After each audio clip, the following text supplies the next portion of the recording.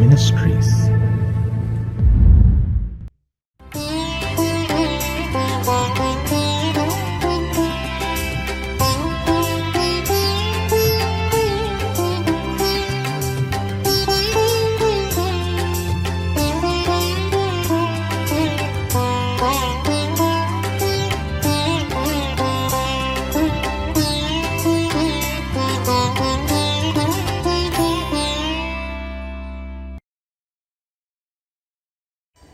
ஆண்டவரும் இரட்சகருமாகிய இயேசு கிறிஸ்துவின் நாமத்தினாலே காட் கூசிஸ் மினிஸ்ட்ரீஸின் யூடியூப் சேனல் வாயிலாக உங்களை சந்திப்பதில் பெரும் மகிழ்ச்சி அடைகிறேன்.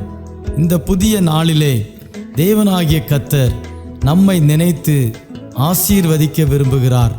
கடந்த நாட்களிலெல்லாம் நம்மை பாதுகாத்து இந்த நாளுக்குள் பிரவேசிக்க நமக்கு இரக்கம் பாராட்டியிருக்கிற தேவாதி தேவனுக்கு ஸ்தோத்திரம் உண்டாவதாக. அவருடைய இரக்கங்களும் அவருடைய தயவும் அவருடைய கிருபையும் நம்மை ஒவ்வொரு நாளும் பின்தொடர்ந்து கொண்டிருக்கிறதினாலே தொடர்ந்து நாம் கர்த்தருக்கு நன்றியுள்ளவர்களாய் இருப்போம். கர்த்தர் நமக்கு சொன்னவைகளையெல்லாம் நிச்சயம் நமக்கு செய்யத்தான் போகிறார். தேவன் செய்ய போகிற அதிசயமான காரியங்களை எதிர்நோக்கி காத்திருப்போம். நம்முடைய நம்பிக்கையிலே விசுவாசத்திலே உறுதியாய் நாம் தரித்திருப்போம்.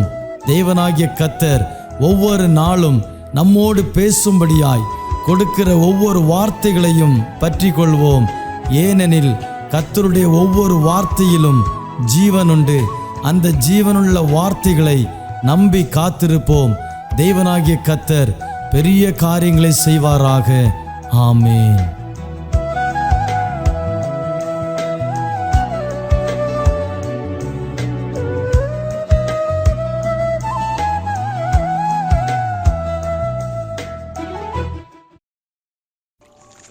ദൈവത്തിൻ്റെ അതിപരിശുദ്ധമായ നാമം മഹത്വപ്പെടുമാറാകട്ടെ.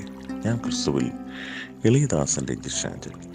എൻ്റെ ശബ്ദം ശ്രവിക്കുന്ന എല്ലാ മാന്യ ശ്രോതാക്കൾക്കും ഗോഡ് ഹൂസിസ് മിനിസ്ട്രിയുടെ ഫൗണ്ടറും ഡയറക്ടറുമായ കർത്താവിൻ്റെ ശ്രേഷ്ഠദാസൻ പാസ്റ്റർ തോമസ് ചെല്ലയ്യ അവർക്കും ഈ സന്ദേശം നവമാധ്യമങ്ങളിൽ ജനഹൃദയങ്ങളിൽ ആഴ്ന്നിറങ്ങുവാൻ സഹായകമായ കർത്താവിൻ്റെ ശ്രേഷ്ഠദാസൻ പാസ്റ്റർ ആലിഫ് ജോൺ റൈസ് അവർക്കും ഗോഡ് ഹൂസിസ് മിനിസ്ട്രിയിൽ പ്രവർത്തിക്കുന്ന എല്ലാ കർത്താവിൻ്റെ ദാസന്മാർക്കും സഹോദരങ്ങൾക്കും ഈ സന്ദേശം ശ്രമിക്കുന്ന എല്ലാ മാന്യ ശ്രോതാക്കൾക്കും വേഗം വരുന്ന യേശു ക്രിസ്തുവിൻ്റെ നിസ്തുല്യ നാമത്തിൽ എൻ്റെ സ്നേഹത്തെയും വന്ദനത്തെയും അറിയിക്കുന്നു.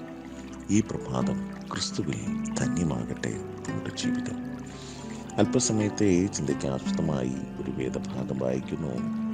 മാർക്കോസ് എഴുതിയ സുവിശേഷം 10-ാം അധ്യായം അതിൻ്റെ 52-ാമത്തെ വാക്യം. യേശു അവനോട്, പോക, നിന്റെ വിശ്വാസം നിന്നെ രക്ഷിച്ചിരിക്കുന്നു എന്ന് പറഞ്ഞു. ഉടനെ അവൻ കാഴ്ച പ്രാപിച്ചു. യാത്രയിൽ അവനെ അനുഗമിച്ചു. വളരെ അനുഗ്രഹിക്കപ്പെട്ട നല്ല ഒരു വേദഭാഗമാണ് അല്പസമയത്തെ ചിന്തയ്ക്ക് ആസ്പദമായി കർത്താവ് നമുക്ക് നൽകിയിരിക്കുന്നത്. നാം ഇവിടെ പഠിച്ചു നോക്കുമ്പോൾ നമ്മുടെ കർത്താവ് യെരുശലേമിൽ താൻ ആലയത്തിൽ ദൈവത്തെ ആരാധിക്കുവാൻ കടന്നു വരുന്ന സമയത്ത് യെരിഹോവിൽ കൂടെ യാത്ര ചെയ്തു വരുന്ന വേളയിൽ തിമായിയുടെ മകനായ ബർത്തിമായിയും തന്നോടൊപ്പം മറ്റൊരു വ്യക്തിയും 2 കുരുടന്മാർ ആ യെരിഹോ പട്ടണത്തിൻ്റെ വാതിൽക്കലിരിക്കുകയാണ്. അവർ ഭിക്ഷ യാചിച്ചുകൊണ്ട് അതുവഴി വരുന്ന വ്യക്തികളുടെ കാലൊച്ച കേൾക്കുമ്പോൾ അവരോട് സാമ്പത്തിക സഹായം ആവശ്യപ്പെട്ട് അതിൽ നിന്ന് ലഭിക്കുന്ന തുച്ഛമായ വരുമാനം കൊണ്ട് ജീവിച്ചിരുന്ന വ്യക്തികളായിരുന്നു തിമായിയുടെ മകനായ ബർത്തിമായിയും തന്നോടൊപ്പമുള്ള സഹപ്രവർത്തകനും. 2 പേരും ഭിക്ഷക്കാരായിരുന്നു. 2 പേരും സുഹൃത്തുക്കളായിരുന്നു. 2 പേരുമല്ലാതെ അവർക്ക് മറ്റാരുമുള്ളതായി കാണുന്നില്ല. തിമായിയുടെ മറ്റു മക്കളെക്കുറിച്ചോ തിമായിയെക്കുറിച്ചോ ആ കുരുടനായ വ്യക്തിയുടെ പശ്ചാത്തലങ്ങളെക്കുറിച്ചോ യാതൊന്നും ഇവിടെ രേഖപ്പെടുത്തിയിട്ടില്ല. സാധുവായ, തള്ളപ്പെട്ട, ആർക്കും വേണ്ടാത്തവനായ ഒരു ബർത്തിമായി ഭിക്ഷയാചിച്ച് പലരുടെയും ആട്ടും തുപ്പും കേട്ടുകൊണ്ട് ലഭിക്കുന്ന തുച്ഛമായ നന്മകൾ അത് വലിയൊരു ദ്രവ്യമായി താൻ ശേഖരിച്ച് തൻ്റെ ദൈനംദിന ജീവിതങ്ങൾ മുൻപോട്ട് നയിക്കുന്ന വ്യക്തി. പക്ഷേ തൻ്റെ ജീവിതത്തിൽ ഒരു കുറവുണ്ടായിരുന്നു. തനിക്കും തൻ്റെ കൂട്ടുകാരനും കാഴ്ചയില്ല. ഈ ലോകം എങ്ങനെയുള്ളതാണെന്ന് അറിയില്ല. ഹൃദയക്കണ്ണുകൾ കൊണ്ട് മാത്രം നടക്കുന്ന ഒരു വ്യക്തിയായിരുന്നു ബർത്തിമായി. എന്നാൽ യേശുക്രിസ്തുവിനെ കുറിച്ച് പലപ്പോഴും ബർത്തിമായി പലരും പറഞ്ഞുകൊണ്ട് പോകുന്നത് കേട്ട് യേശുവിനെ കുറിച്ച് മനസ്സിലായി. അങ്ങനെ ഇരിക്കുമ്പോൾ നസ്രനായ യേശു ഇതുവഴി വരുന്നു എന്ന് താൻ അറിയുകയാണ്. താൻ ആ വരവ് കാത്തിരിക്കുന്നു. പുരുഷാരത്തിൻ്റെ തിക്കും തിരക്കും ശബ്ദവും ആരവവും തൻ്റെ ഹൃദയത്തിലേക്ക്, തൻ്റെ ചെവിയിലേക്ക് ഇരച്ചു കയറുകയാണ്. യേശുക്രിസ്തു ഇതുവഴി എത്തുന്നു, ഇതാ യേശുക്രിസ്തു വരുന്നു എന്നുള്ളത് ആ വ്യക്തി മനസ്സിലാക്കി. ആ വ്യക്തി ഉറക്കെ നിലവിളിക്കുകയാണ്, യേശുവേ, ദാവീദ് പുത്ര, എന്നോട് കരുണ തോന്നണമേ എന്ന് ഉച്ചത്തിൽ നിലവിളിക്കുന്നു. കർത്താവിൻ്റെ ശിഷ്യന്മാർ അത് കേട്ടിട്ട് മിണ്ടാതിരിപ്പാൻ തന്നെ ശാസിക്കുകയാണ്. കൂടെ തന്നോടൊപ്പമുള്ള കുരുടനും തൻ്റെ കൂട്ടുകാരനും തന്നെ ശാസിക്കുകയാണ്, മിണ്ടരുത്, മിണ്ടാതിരിക്കുക. എന്നാൽ താൻ ഉറക്കെ നിലവിളിക്കുകയാണ്.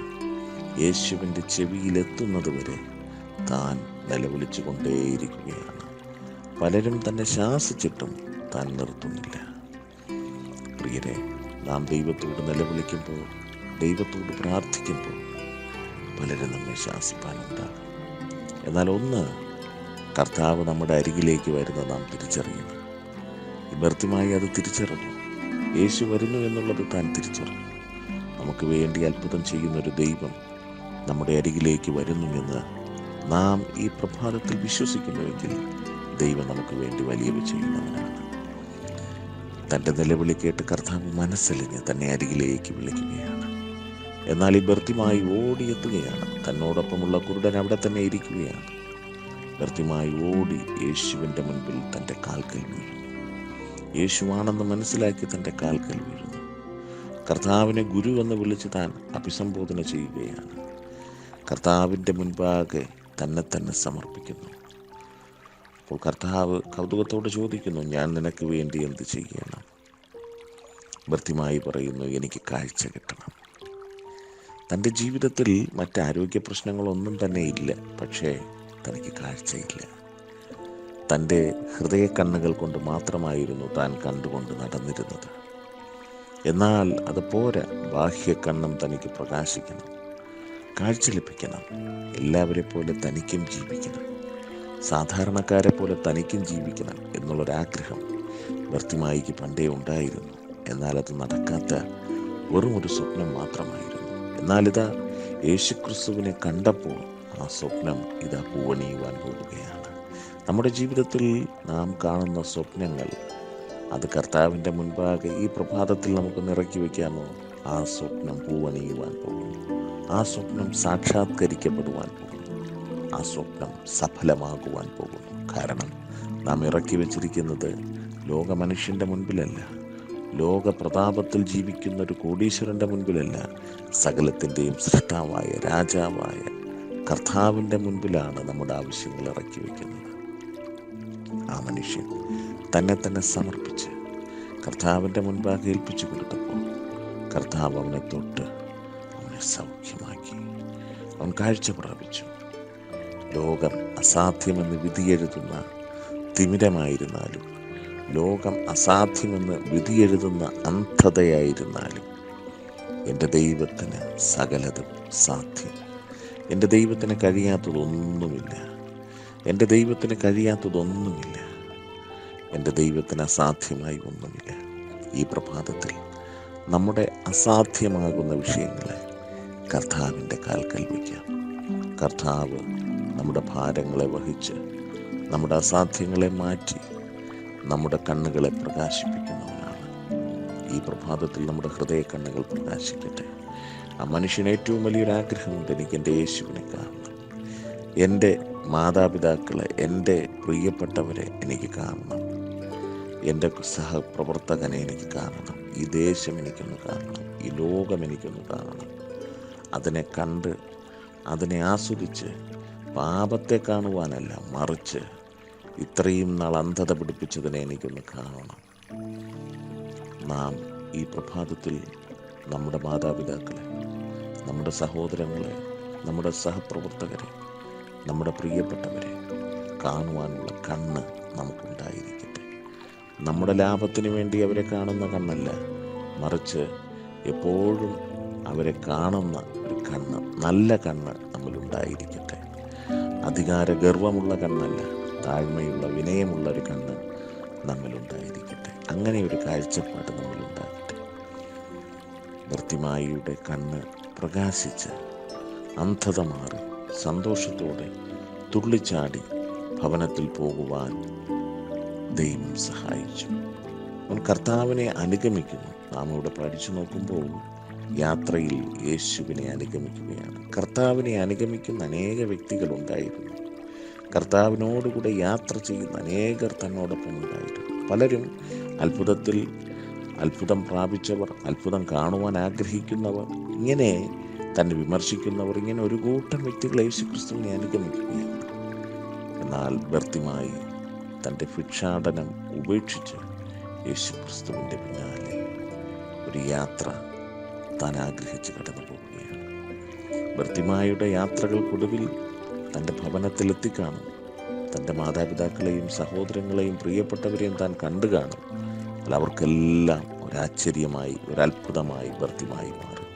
ഈ പ്രഭാതത്തിൽ നാമും ഒരത്ഭുതമായി, പലർക്കും ഒരാശ്ചര്യമായി മാറുവാൻ പോകുന്നു. ഈ വചനങ്ങളാൽ കർത്താവ് നമ്മെ എല്ലാവരെയും ധാരാളമായി അനുഗ്രഹിക്കുമാറാകട്ടെ. കർത്താവിൻ്റെ പാദപീഠത്തിൽ നമ്മെ ഒന്ന് ഏൽപ്പിക്കാമോ? കർത്താവിൻ്റെ പാദപീഠത്തിൽ ബർത്തിമായിയെപ്പോലെ നമുക്കൊന്ന് മുഴങ്കാലം മുടക്കാമോ? കർത്താവിൻ്റെ മുൻപാകെ നമ്മെ ഒന്ന് ഏൽപ്പിച്ചു കൊടുക്കാമോ? നമ്മുടെ സ്വപ്നങ്ങൾ പൂവണിയുന്നു. നമ്മുടെ യാഥാർത്ഥ്യം, നമ്മുടെ ഹൃദയത്തിൽ നമ്മൾ കാണുന്ന ഹൃദയക്കണ്ണുകൾ കൊണ്ട് കാണുന്നത് യാഥാർത്ഥ്യമാകുവാൻ പോകുന്നു, സഫലമാകുവാൻ പോകുന്നു. വിശ്വസിക്കാം, കർത്താവ് നമ്മെ ധാരാളമായി അനുഗ്രഹിക്കട്ടെ. കർത്താവെ, അങ്ങ് ഞങ്ങളെ കേൾപ്പിച്ച നല്ല ആലോചനകൾക്കായി സ്തോത്രം.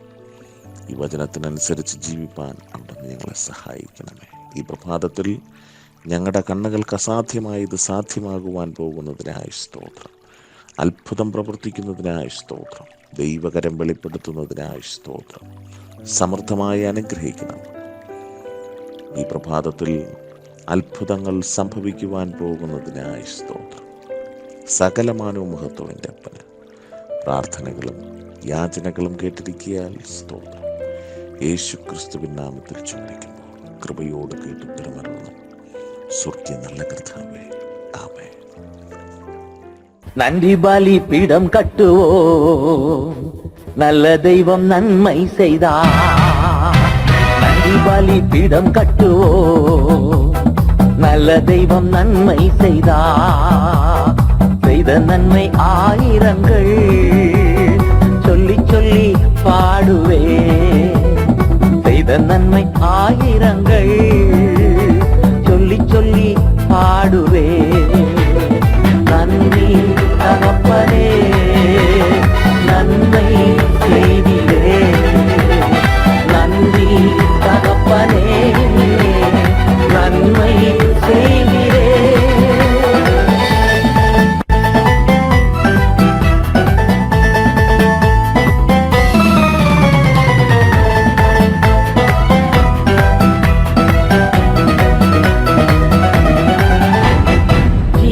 தந்து நீர் அன்பு கூர்ந்தீர், பாவம் நீங்கிட கழுவி விட்டீர். ஜீவன் தந்து நீர் அன்பு கூர்ந்தீர், பாவம் நீங்கிட கழுவி விட்டீர். உமக்கென்று வாழ பிரித்தெடுத்து உமது ஊழியம் செய்ய வைத்தீர். உமக்கென்று வாழ பிரித்தெடுத்து உமது ஊழியம் செய்ய வைத்தீர். நன்றி தகப்பனே, நன்மை செய்திரே. நன்றி தகப்பனே, நன்மை செய்திரே. நன்றி பலி பீடம் கட்டுவோ, நல்ல தெய்வம் நன்மை செய்தார்.